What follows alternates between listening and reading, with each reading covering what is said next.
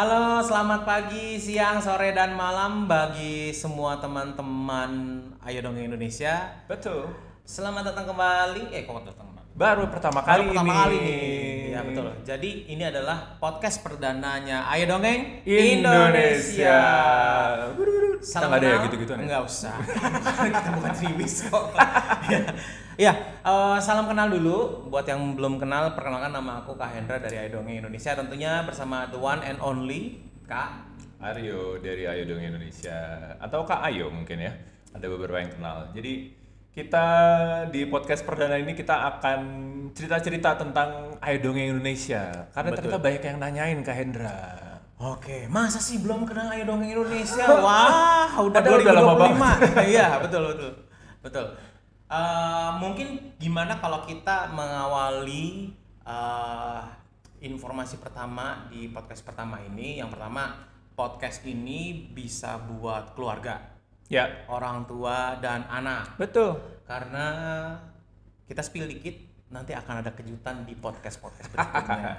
Bener. Dan ini juga bisa untuk makhluk-makhluk imajiner ya. Betul. Makhluk-makhluk dongeng, makhluk-makhluk halus.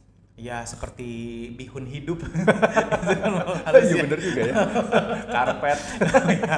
Kan sekarang nggak, soalnya kan ada anomali nih anak-anak Oh zaman iya, sekarang bener ya, banget. ya membahas Bener, anomali, percampuran atau perpaduan wujud-wujud yang berbeda dijadiin satu. Bener-bener. Gitu. Kira-kira kalau buto ijo sama karpet-karpet berbulu yang sekitar 10 mm itu namanya apa Indra? Butolala karpet nininya. Aduh, ngasih PR banget. Ini belum masuk ke awal loh. Iya. Maaf. Oke, kita mulai dengan pertanyaan pertama. Oke. Untuk Kak Aryo. Ini Pastinya. Oh. Ya, aku yang nanya lah. Nanya aku ya. Ya enggak, aku aja yang nanya. Kak Aryo, apa sih sebetulnya yang mungkin banyak orang belum tahu awal dari kepinginnya Ayo Dongeng ini dibentuk? Ada nggak sih cita-cita atau impian awalnya itu apa? Impian awalnya sebenarnya ini gara-gara dulu apa ya? Aku mulai banyak terlibat di komunitas literasi. Oke. Jadi aku kan pustakawan nih. Nah pas zaman kuliah itu banyak nyemplung nih ke komunitas-komunitas literasi. Pantesan agak bahasa Cina. Oke, inget gitu ya. Saya nggak bisa nyemplung. Iya. Iya, nah itu kan Ada plus nih. itu karena seneng banget memang dengan buku anak, terus kemudian ketemu anak-anak, promosiin buku anak itu. Nah terus di kampus itu sempet nih ada mata kuliah tentang psikologi anak, komunikasi, kemudian berkenal dengan dongeng, tentang bacaan anak. Nah, salah satu cara terbaik untuk mempromosikan bacaan anak itu adalah lewat dongeng atau bacain cerita pakai buku gitu. Nah, diajak nih sama dosenku, mau nggak ikutan ke rumah sakit dongeng gitu. Nah, singkat cerita, sering terlibat di kegiatan sosial, ke rumah sakit, kemudian ke taman baca, bawain buku, promosiin lewat dongeng, bacain cerita. Nah, ada banyak teman-teman yang mulai pengen belajar. Ajarin gue dong dongeng gitu. Gue pengen dong. Nah, tapi waktu itu kan belum ketemu ya. Teorinya gimana, ngajarinnya gimana gitu. Nggak kayak sekarang ya, kita udah punya imajinatori. Spill dikit. Ya. Kalau yang suka ikutin Ayo Dongeng Indonesia pasti cukup familiar sama kata-kata imajinatori. Imajinatori, ya. Oke. Penasaran, cari aja. Lanjut. Ya, nah dari situlah karena belum tahu gimana ya caranya ngajarin, akhirnya aku ajak. Jadi diajak langsung nih. Yaudah, ikut aja kalau misalnya nanti aku ada acara dongeng, ikut aja gitu. Nah, makin lama makin berkembang, makin banyak. Terus aku denger nih pada bilang, kalau mau belajar dongeng ikut aja sama si Aryo tuh gitu. Nah, lama-lama agak nggak enak ya kalau misalnya ada orang ngajakin terus bilangnya sama si Aryo gitu kan. Terus jadi ngajaklah beberapa temenku yang memang udah aktif dari awal di zaman kuliah itu. Ada Nina, ada Acit, ada Aci. Nah, ngajakin nih, gimana kalau kita bikin komunitas aja yuk gitu. Jadi next time orang kalau ada yang mau belajar atau mau ikutan dongeng, mereka tuh nyebutin komunitas itu. Jadi ini adalah tempat bersama kita untuk belajar, untuk bertumbuh gitu, dan untuk berbuat kegiatan-kegiatan yang baik lewat dongeng itu. Gitu. Makanya waktu itu 2011 kita bikin Ayo Dongeng Indonesia, komunitas Ayo Dongeng Indonesia. Tujuannya sederhana, untuk awalnya adalah untuk mengajak orang-orang yang mau belajar mendongeng, tapi untuk kegiatan-kegiatan sosial nih. Itu. Tapi kemudian berkembang, jadi akhirnya kita memutuskan untuk mengajak banyak orang untuk mendongeng. Jadi keinginannya adalah menghadirkan kembali dongeng di rumah, menghadirkan kembali dongeng di sekolah, di ruang-ruang kelas, sama di komunitas-komunitas gitu. Jadi ternyata ada alasan khusus kenapa di komunitas ini kata pertamanya adalah ayo, yaitu sebuah bentuk ajakan. Iya. Jangan kayaknya curigaan amat. Aku mau menghindari itu soalnya. Iya, betul. Sebenarnya sebuah bentuk ajakan untuk mengembalikan juga kehangatan ruang-ruang keluarga dengan cerita. Ini kalau buat saya sih, kalau pakai bahasa anak zaman sekarang, relate banget sama kehidupan saya. Gitu, karena zaman dulu kan hiburan kita tuh sangat terbatas dan bercerita sama anggota keluarga itu jadi hal yang sangat menyenangkan. Tanpa perlu dijadwalkan, tanpa perlu ada persiapan aneh-aneh, dan sangat, sekali lagi bahasa zaman sekarang ya, jadi core memory. Ya, dan atau bahasa Indonesianya apa? Kenangan yang paling mendalam. Sedap. Kenangan inti ya. Kenangan inti, dan itu nggak perlu persiapan yang aneh-aneh karena nggak ditepok kan ya. Karena kalau ada pok aneh-aneh belalang. Pok ame-ame dong. Maaf ya, nggak bisa ditahan. Ada yang juga. Ada sih sebenarnya, tapi jangan deh. Nah, sebetulnya kalau aku sendiri kan udah ikut sama teman-teman di Ayo Dongeng Indonesia dari tahun 2015. Betul. Udah lumayan lama loh. Iya betul, dan itu kurang lebih lokasinya lokasi yang sama waktu di awal Kak Aryo terinspirasi untuk mulai bercerita, yaitu di rumah sakit. Nah, pertanyaan yang berikutnya, setelah Ayo Dongeng mulai jalan nih, kira-kira ada apa aja sih yang akhirnya bisa dinikmatin sama keluarga-keluarga atau khususnya anak-anak Indonesia dari dongeng yang diberikan atau dari perjalanan yang sudah dilakukan oleh Ayo Dongeng Indonesia? Udah ada apa aja yang bisa dinikmatin sejauh ini? Nah, pada awalnya untung nggak senang. Pada awalnya itu bikin nih kan si Ayo Dongeng Indonesia. Oh, baju renang ya? Enggak dong. Tadi bikini. Bukan. Oh, bikin nih. Ada jeda. Iya. Oke. Tolong ya. Ini dengar anak-anak loh. Oh iya. Kita kan bisa. Jangan. Ini nggak boleh ada cut. Oh, nggak boleh ada cut. Oke, lanjut aja kalau gitu. Iya. Jadi bikin kan si Ayo Dongeng Indonesia. Nah, pas peluncuran itu, kebetulan beberapa bulan sebelum peluncuran si Ayo Dongeng Indonesia ini, aku udah mulai dekat sama Pak Raden, Pak Suyadi, almarhum. Ya.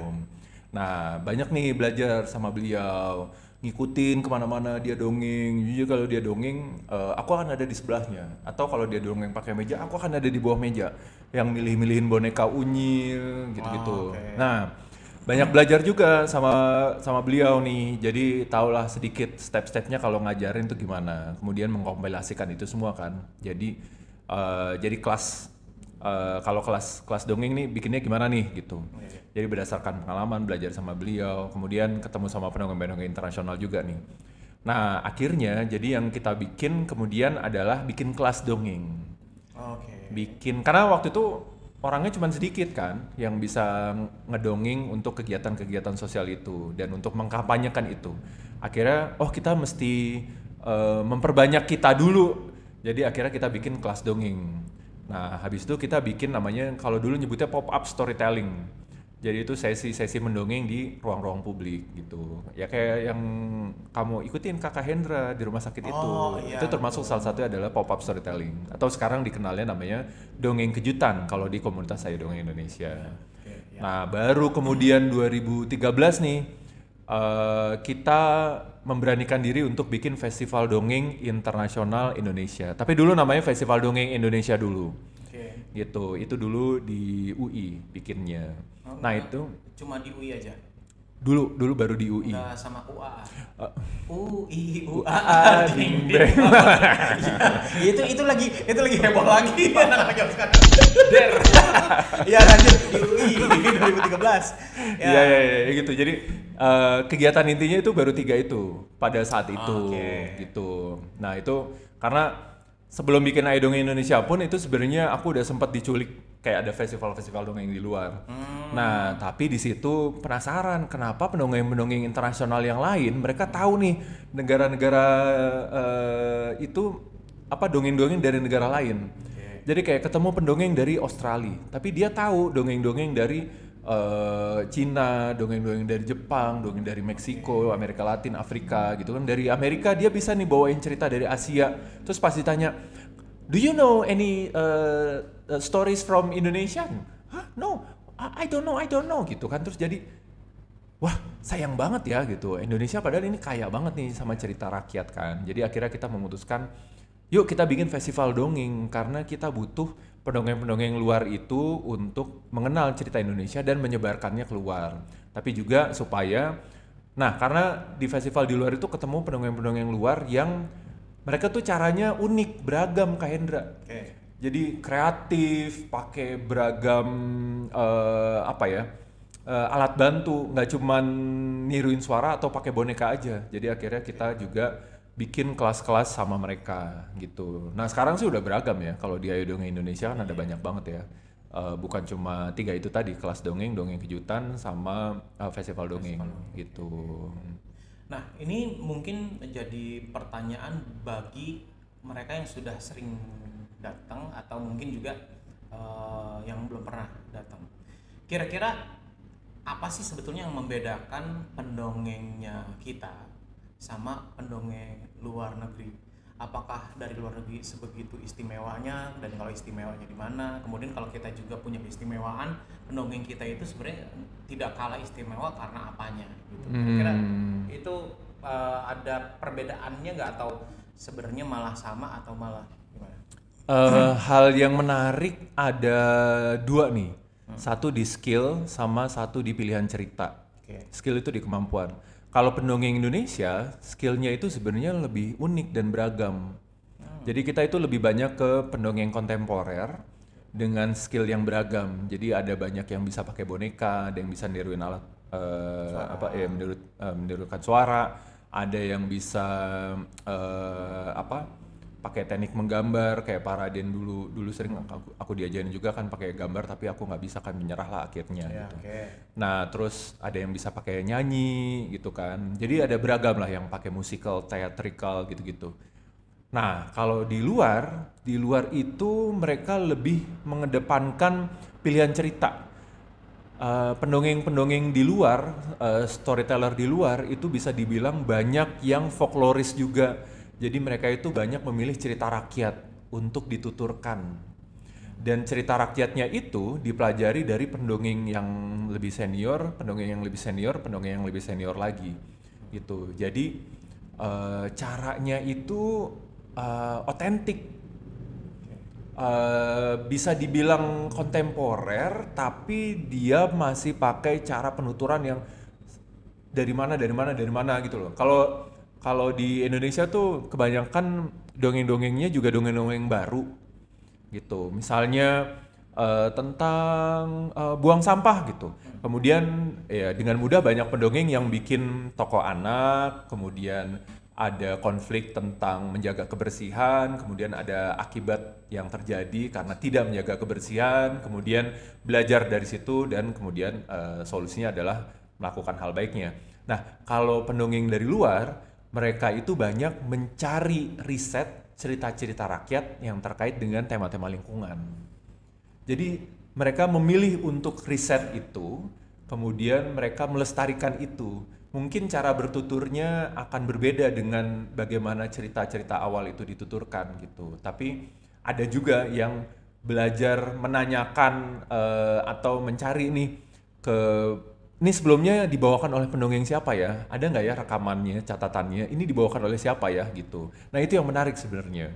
Meskipun sekarang ada beberapa negara Asia sama pendongeng-pendongeng muda dari Amerika juga yang membawakan cerita-cerita baru gitu. Tapi banyak banget yang masih mempertahankan cerita tradisi itu, cerita yang diturunkan turun temurun.